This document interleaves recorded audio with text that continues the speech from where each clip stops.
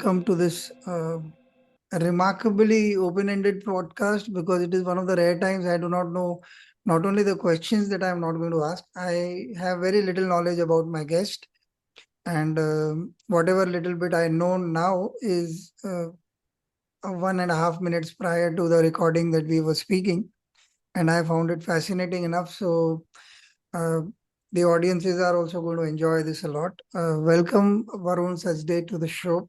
I'm so glad that you're here. Thank you. Thank you very much for inviting me. I'm happy to be a part of this show. Okay.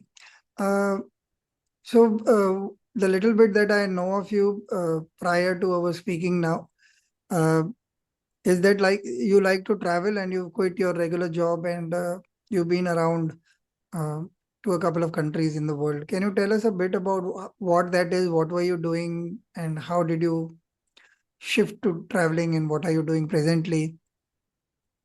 Sure. I quit my job around 9 years ago. I was a software developer 9 years ago. And actually, I took my first solo trip, which inspired me to quit my job because on that first solo trip, I learned a lot. Like, I realized that before that, I used to think that books and documentaries are the best ways to learn about the world.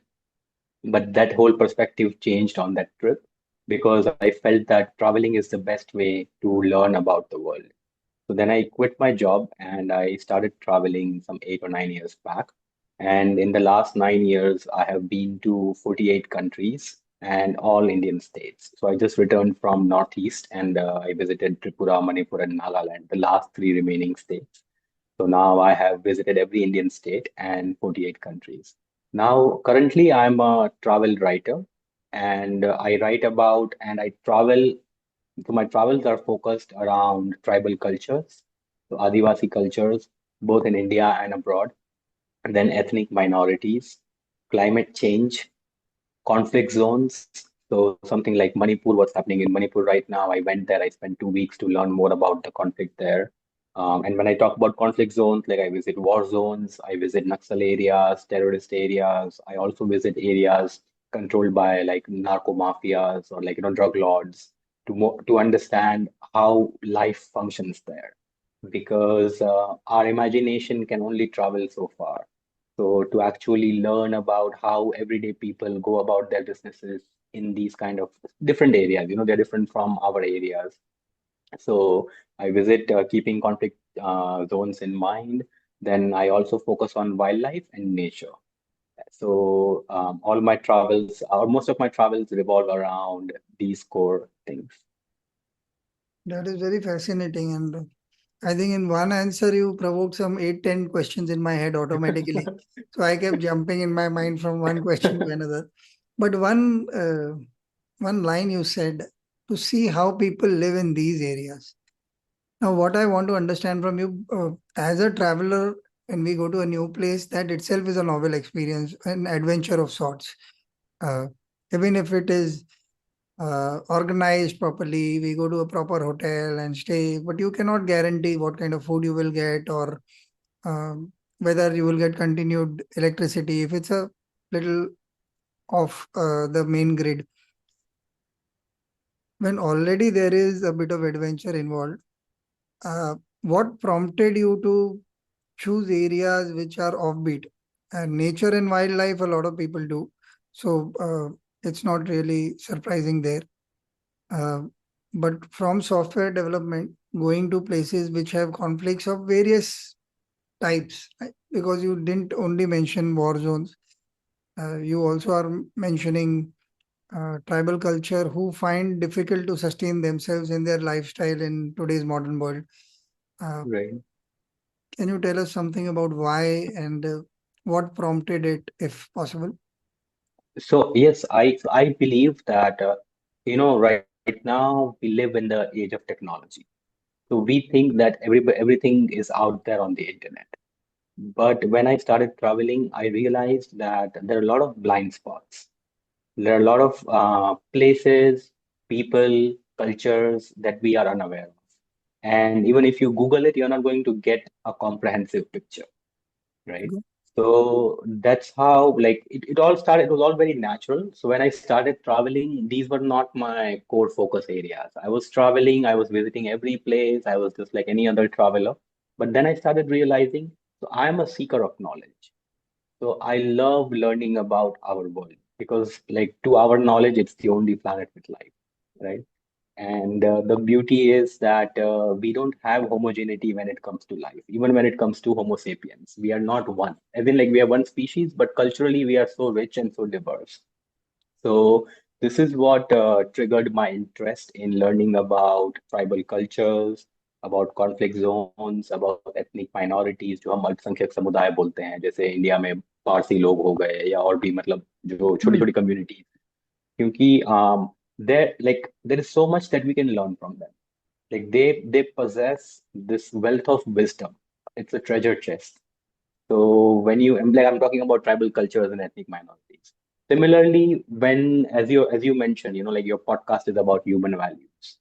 So when you visit conflict zones, you realize that even amongst all these, bombs falling out or drugs getting peddled, humanity survives, humanity thrives. Okay.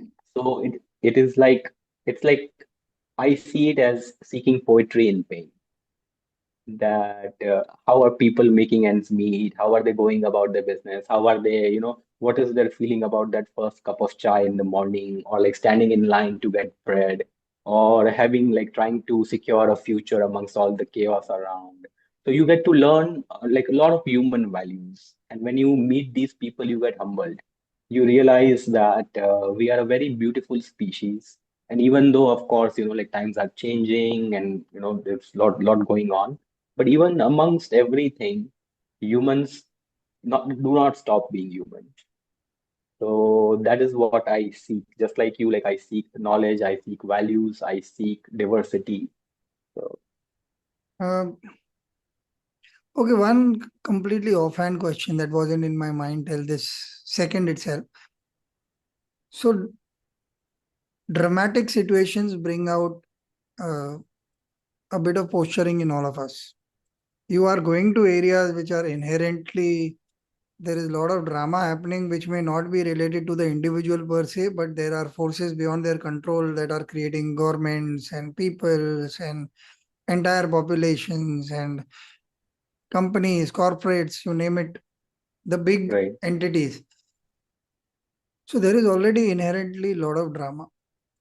What is it that has, can you narrate a story to us which is perhaps small, but which is inherently human, as you call it? Uh, can you tell us because I want to see the contrast, because otherwise, what we know from Google and YouTube and movies and other narratives that are given to us, even if they are honest and good, there is a certain creation happening there. We are not really part of it. Like there is nothing at stake for me. I'm sitting in my drawing room, having my tea and watching a very, very moving account of some tribal culture, which is very good. At least I know, but it's not real in that sense. So I would want to know something from you from that angle, if possible. I'll share a very recent story.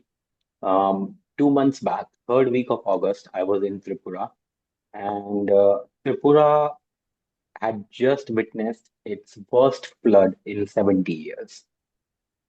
So thousands of people had lost their lives. And so I visited Tripura just to understand, because as I said, it's like part of climate change and chaos and conflict. It's not really conflict, but it's more like climate change and chaos. So I wanted to firsthand, like I wanted to experience what people go through who have lost their houses, their rice fields, their fish ponds, their livelihood, even their belongings and all. And when I reached there, like I had no idea. Surprisingly, like everybody received me with a lot of warmth.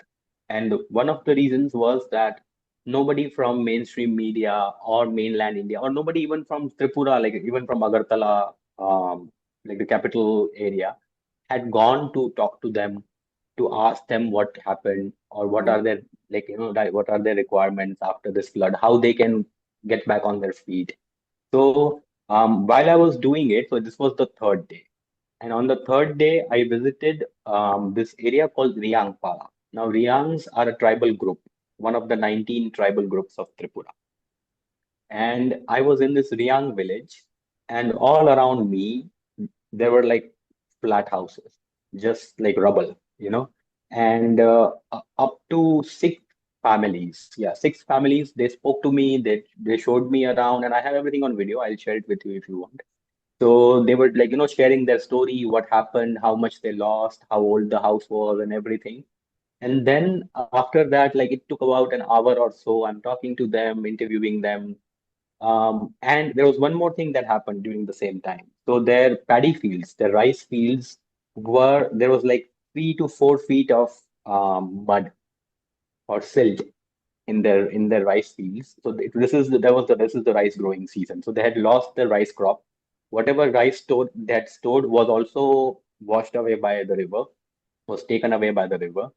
So these people, they were digging through this 3 feet mud or silt, trying to find fish for their lunch because every day they had to do this. And I asked them, like how long it takes them. So it took like at that time it took them 4 to 5 hours of doing this, just fishing with their bare hands to have enough food for a family of four, one meal. And amongst all this, like we sit down, and we are just chatting. So I shot the videos and everything, interviewed them. Then we all sit down in a circle. And suddenly, this two women and this one guy, they come and they had plucked like wild grapefruit from somewhere. So they brought the wild grapefruit, they cut it, they removed the like pulp, the core of it, and they put it in a huge bowl, and then they served it to me. And I was like almost in tears that you guys have nothing. You can barely eat, you can barely find food to get through the day. But you went, you plucked these fruits, and then you removed all the skin and everything, and you're giving me like the core of it. And it was all very nonchalant. It was not even like you are our guest or anything. It was just a very natural reaction from them. So Outstanding. Uh, how do you tackle your own insecurity and fear and doubt when you're going to such places? Obviously, there is the threat of survival in places which are uh, ravaged by either natural calamity uh, or even you said you visit places where there are drug lords and narco dealings are happening.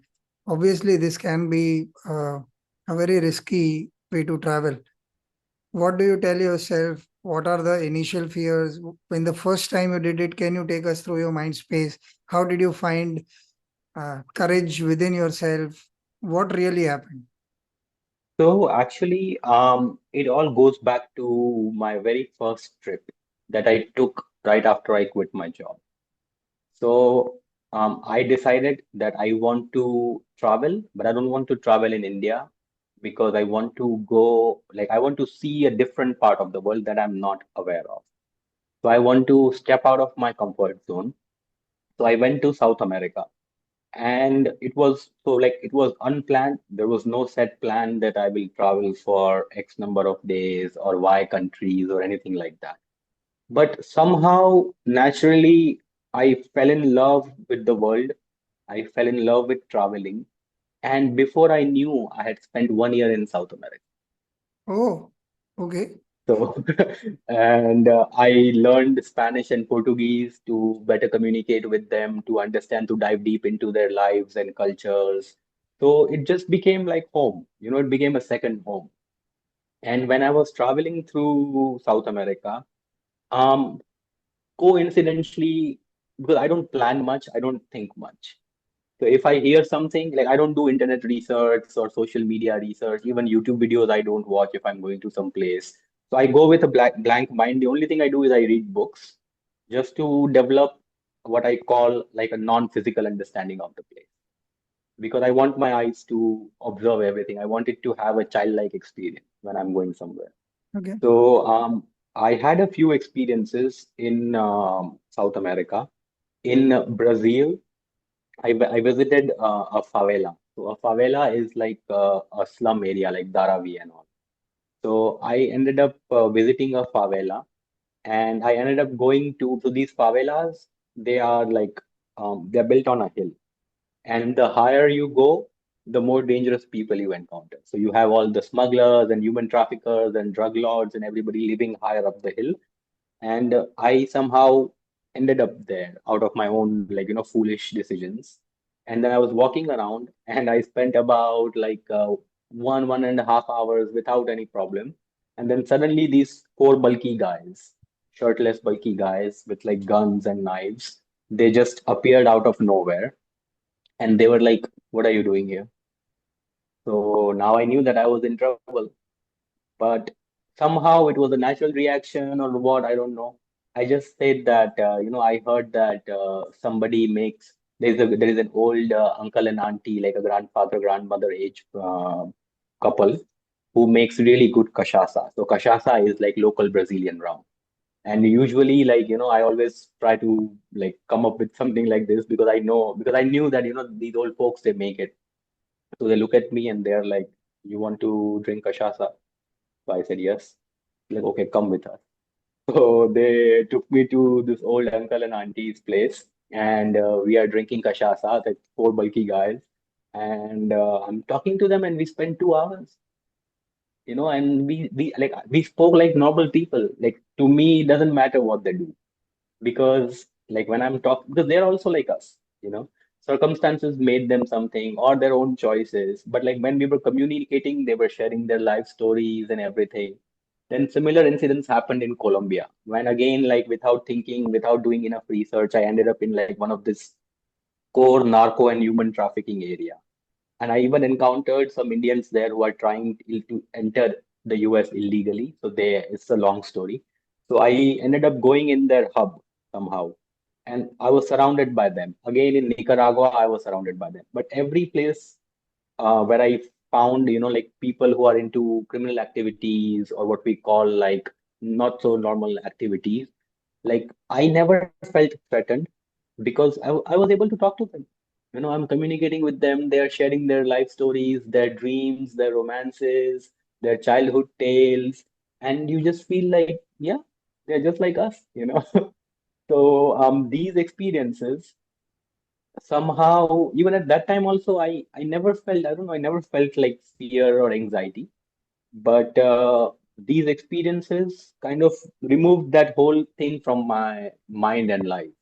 So now if I'm going somewhere, like even to this day, I go with no bookings, no plans, no tours. I'm a solo traveler. Slow traveler. I go on my own. And even like I have met Naxals in the jungles of Odisha. Same, I was visiting some tribal village, and then I took a wrong turn. So I ended up in a Naxal area, and then there were three guys who kind of came with the AK-47s. And same conversation, very simple conversation. I'm here, I'm doing this, I'm doing that. They took me to their camp, served me food and drinks, and then they set me on my way. So I don't think, because I feel like, when you think, you are sending the signals out there to create the universe accordingly. So I feel like I should just go and let things be. Extraordinary. Extraordinary. Uh, in spite of what you just said, has there been a time where you have run short of answers or did not know how to negotiate the next turn? Because there is a lot of uh, I know I just do this.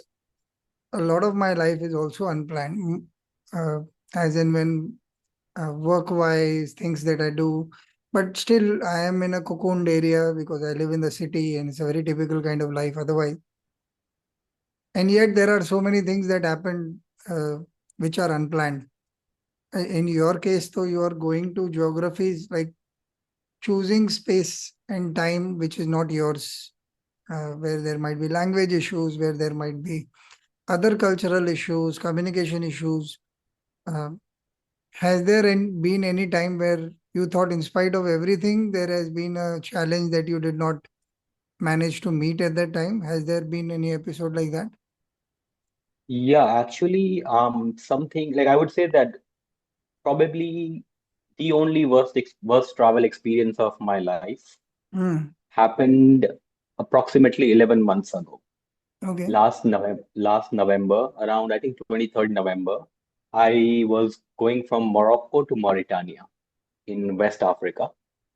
So I was crossing the border by road, and I had taken the bus till the last point of Morocco, and then I had to walk 3 kilometers to get to Mauritania through no man's land.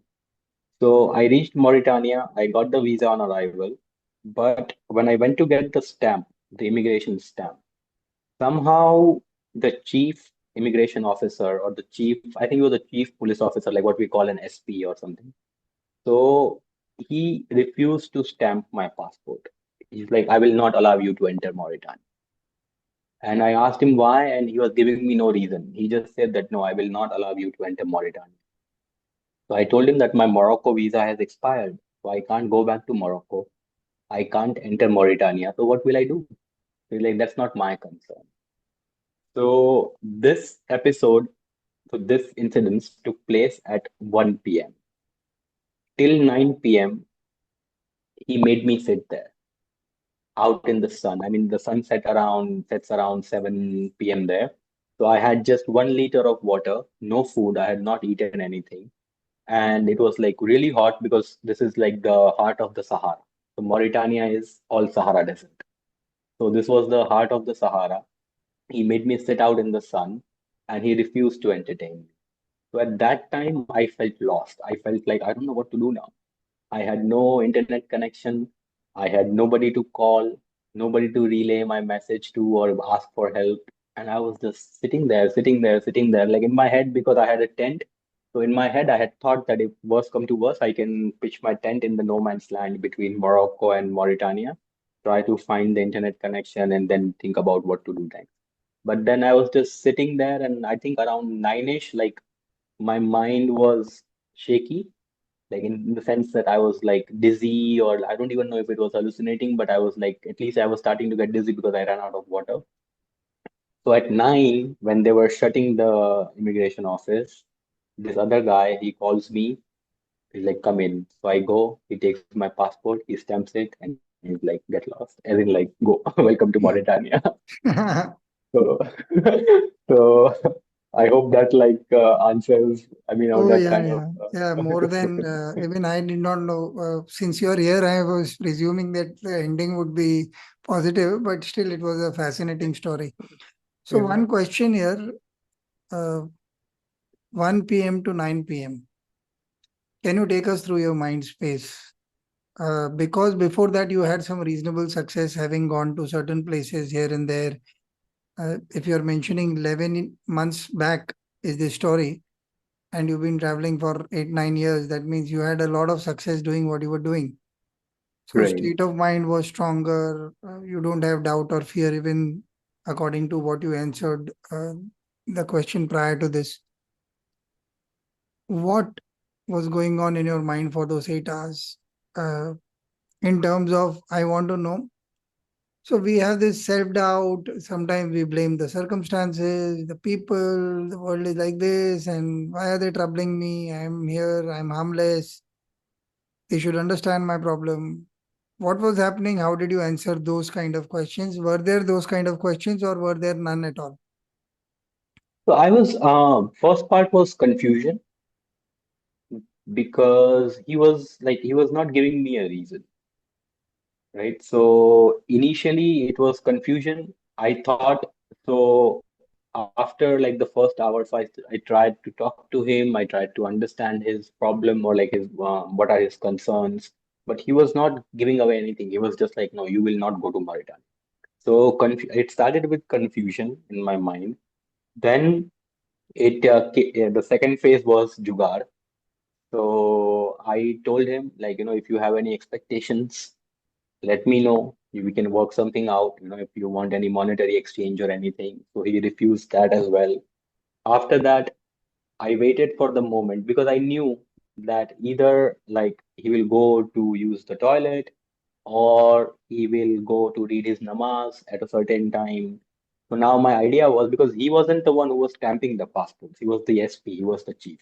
There were two other people in another room who were stamping the passport. So I waited, and when I don't know if he went for his namaz or what, but when he went out, I got in the room, I stood in the line, and as luck would have it, like the moment I reached the person, like my passport was with this person who was stamping, immigration officer, and he was very friendly. He was chatting to me and he's like, "Oh, you're from India. I watch Bollywood, and you have like lots of good music and dance and everything." And the moment he was about to stamp, this guy re-enters. Because if he would have stamped my passport, then I would have quietly left the area and entered Mauritania because now I have the stamp, nobody can stop me. So all I have to do is avoid this guy's gaze and just kind of sneak in. But he arrived at the very inopportune time and he's like, no, you're not going to stamp this guy's passport. So, so now I was like, okay, maybe What this is time was destined to this? happen. This was around 4 p.m. So 4:30 p.m. So I felt that maybe this was this time to happen. Then what happened was that in my head I thought that the immigration office closing time was 6 p.m. So I knew that by 6 p.m. he will have to act. He will have to do something because he cannot just leave me there. So I was hoping that maybe around 6 he will finally relent and he'll be like, okay, go or whatever, give me some money or whatever. Now again, my poor luck. And this was again like, because see, one thing that people don't realize is that it is very difficult to travel on an Indian passport. And when you look at people from developed worlds, like when developed countries, Europe, Australia, Canada, US, Japan, like all these countries, they roll out a red carpet for them. But like the Indian passport is not, I wouldn't call it a curse, but it's also not the most helpful passport. So now I have experienced this. I have seen other people getting better treatments and all, and I'm just thinking that okay, maybe it's just a twist of fate or whatever. Now, what happens at this point? Around 5:30, 105 rally cars arrive from Central and Eastern Europe. So they are mostly Germans, Austrians, Hungarians, Polish people from the Germanic speaking area of Europe. So they are on this rally and they all arrive and imagine for them they kept the immigration office open till 9 p.m. Otherwise it closes at 6. And I'm sitting there and in front of me all these people they're getting their passports and their vehicle like that international driving whatever the papers getting stamped and verified in no time. And I'm sitting there and I'm thinking, what have I done wrong in my life to deserve this? I have not harmed anyone. I have never troubled anyone. I've never broken laws or anything like that. And these people are getting this royal treatment while he's making me sit out. And he's not even letting me sit in the office area under the shade. He's like, no, you sit outside. And there's not a single tree in sight. We are in the middle of the Sahara. So I'm sitting under the sun with a shrinking supply of water, no food. So I'm just looking at them and I'm just thinking, I'm like, but again, like I know that it's not in my hands. There is nothing I could do. I have no internet, no phone. All I have, like now I just have to leave it to the universe. And then, I think starting around 7 o'clock, I think my mind started playing tricks. Tricks in the sense like I started, like not losing consciousness entirely, but I started like getting tired, fatigue, and I'm just like kind of drifting from one side to another because there is no water, nothing. And I don't remember much from 7 to 9 p.m. until he called me and he said, come and he stamped my passport. So When you stamped your passport, what happened to you? Your bodily issues and challenges were resolved. yeah, I don't know. Instantly, I was like, wow. So Okay. instantly I came back to my senses, and I think he also, and again the beautiful part was that he noticed my state, right? So because I couldn't even like lift my backpack, so he saw that like I was not feeling well, so he sent his assistant to get like a bottle of iced tea for me. So his assistant went, got a bottle of iced tea, got a bottle of water for me, and then he told me like after he stamped my passport, he said, "You sit here." You drink this iced tea, you drink this water, and then you go. So Okay. Did you ask him what was the issue? I did. I actually asked like up to three people. I even asked the guy who was talking to me about Bollywood. I asked him like, what is his issue? If he tells me his issue, then we can talk. And the guy is like, he's not even telling us. He's just saying, don't stamp his passport. So I have no idea what. Karmic. Okay. So, again, a random question. Uh, why I wanted to know this detailing is because, fascinating as your adventures sound, I wanted this part to come up that it is challenging and while you may be confident and you are doing things which are not ordinary, it does not mean that you do not face times of vulnerability right in the middle of your most confident sojourns or travels. So now the question is, uh,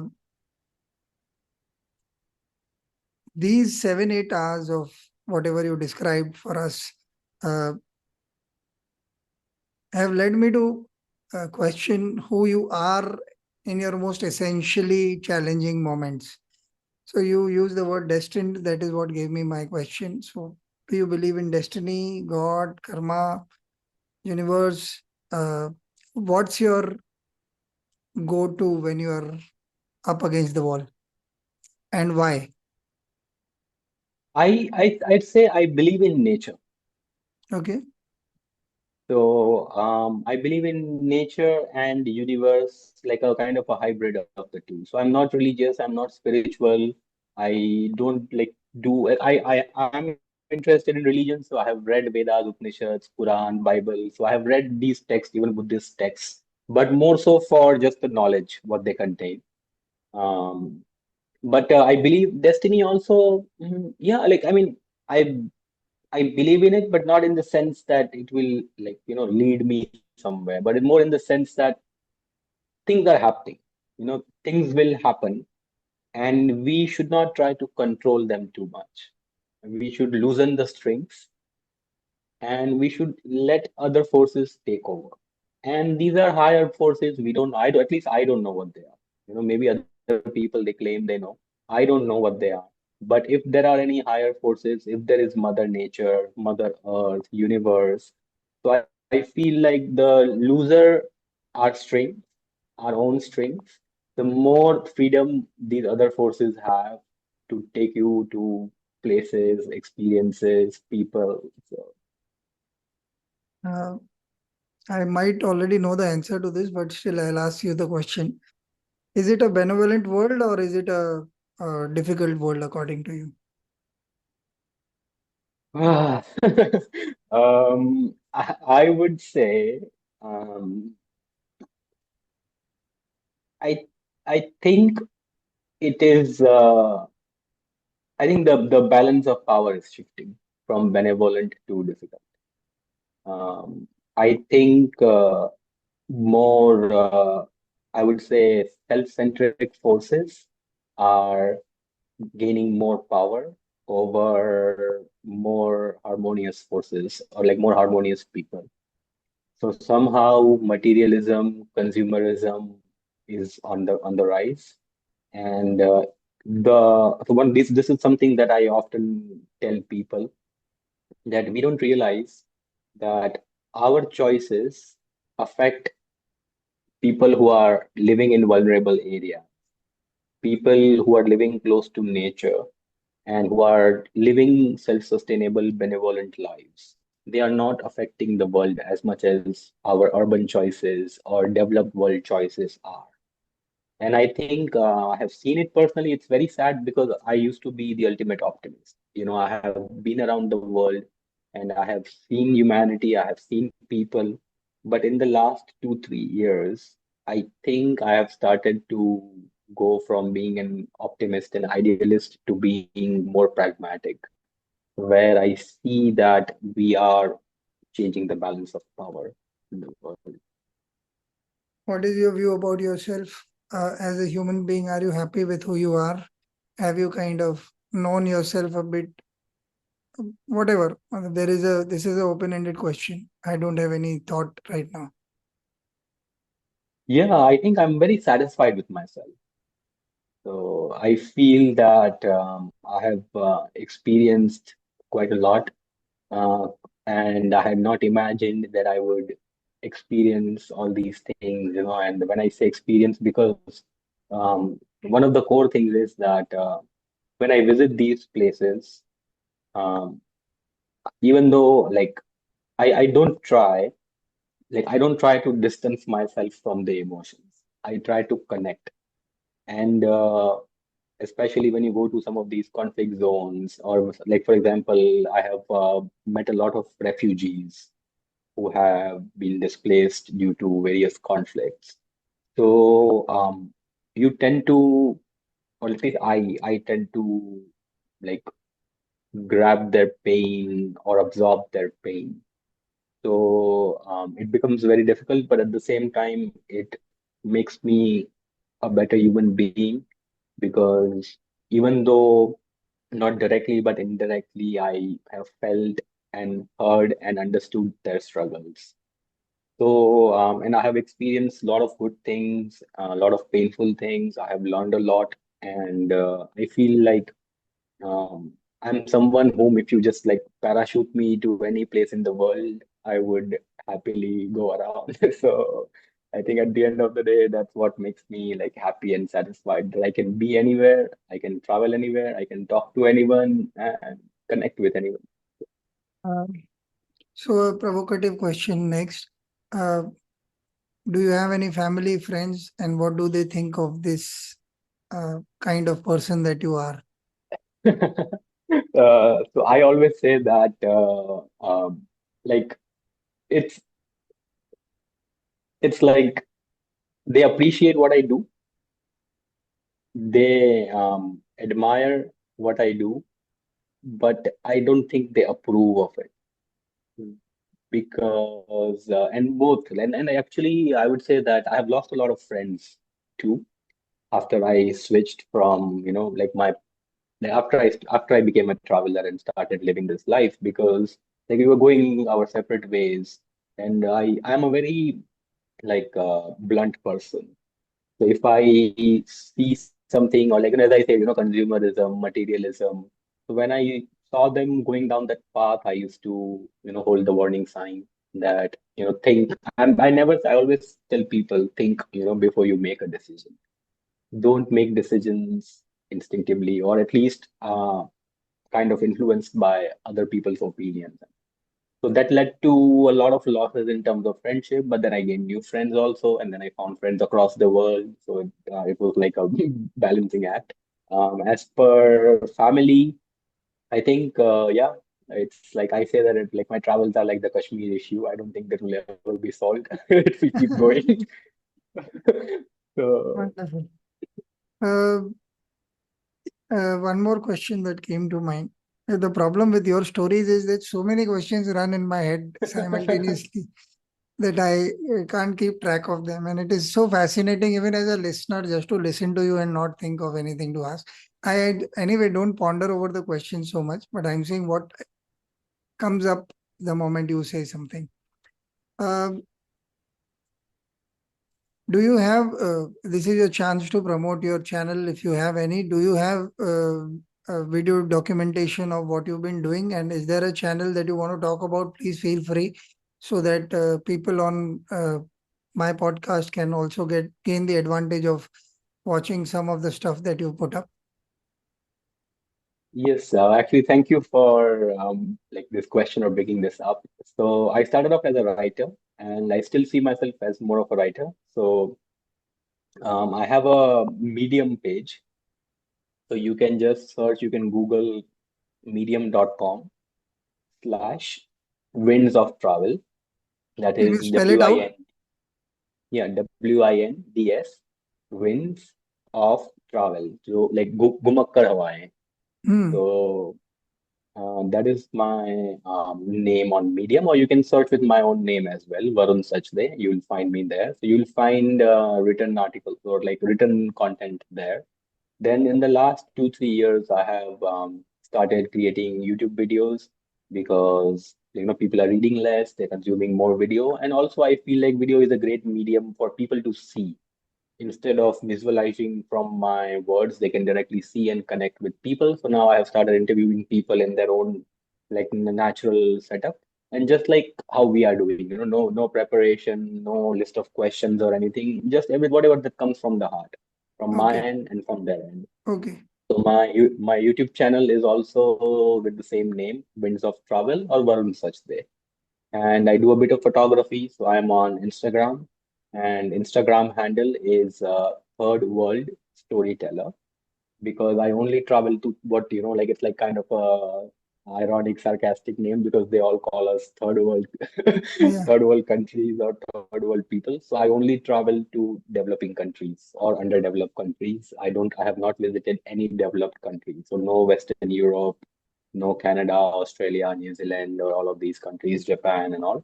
I only go to third world countries. So that's why I said third world storyteller. Okay. Wonderful. Wonderful. Uh, I'll connect with you on some of these media for sure because I will have to tag you probably today itself if I get the time immediately after. Uh, So, do you find yourself becoming more of a philosopher and giving passing around wisdom to people, or have you become quieter? What's your scene in terms of how have the experiences touched you and changed you as a human being? Besides the internal shuffle, what are the uh, how have you started responding to other people?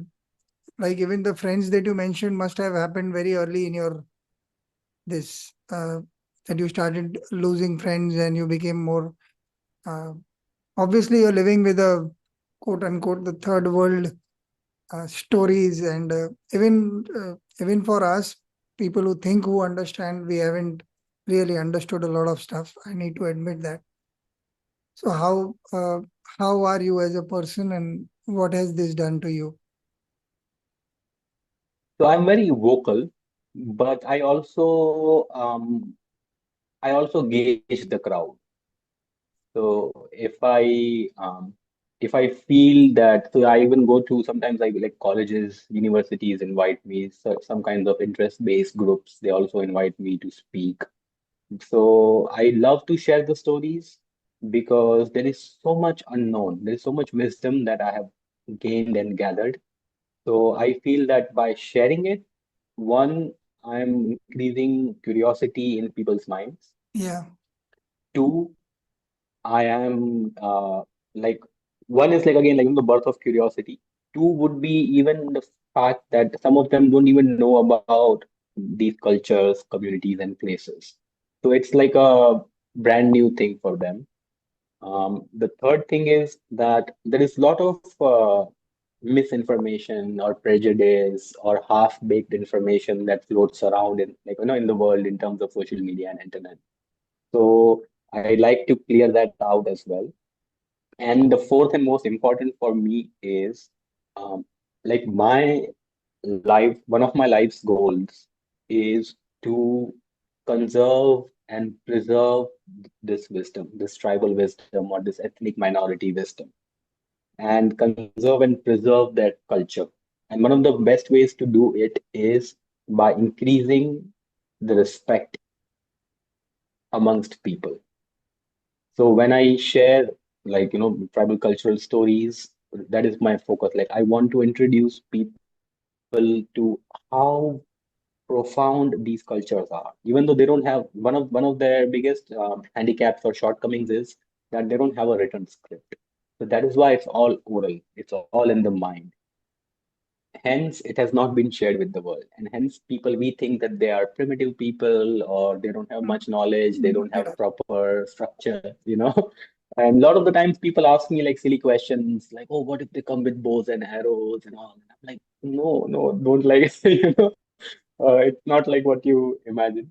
So I love to share with people, but I gauge the audience and I talk accordingly. If I feel that people won't be interested, then I stay quiet. But if I feel that no, people will be receptive to my stories and experiences, then I speak. It's one of the rarest kind of interviews I've had on the podcast in a very different manner because of the material that you bring to it. Uh, one of the generally I seem to have a topic when I start. At least I get a sense of what I need to say. So in the last answer that you were giving while listening to you, there was also this. Okay, what do I call this? So I like this unknown world travels because all of us think that we know the world, but this is an unknown part of the world that you are bringing to us, and I think it might attract a lot of people to watch it and learn a lot from your experiences. And thank you so much. Thank you so much. This has been such a wonderful afternoon speaking to you. I shall talk to you after the podcast is also done. Uh, For sure. but thank you for taking the time, and please keep doing what you're doing. People like you make the world a better place. Thank you. No, my pleasure, and thank you for inviting me. And I think as you like even before we started, you said that your questions will bring a lot out of me. So your questions definitely brought a lot of things out, and I'm happy to share all these little details with the Thank world. you. Thank you Bye. so much. Bye. I'll see you. Okay.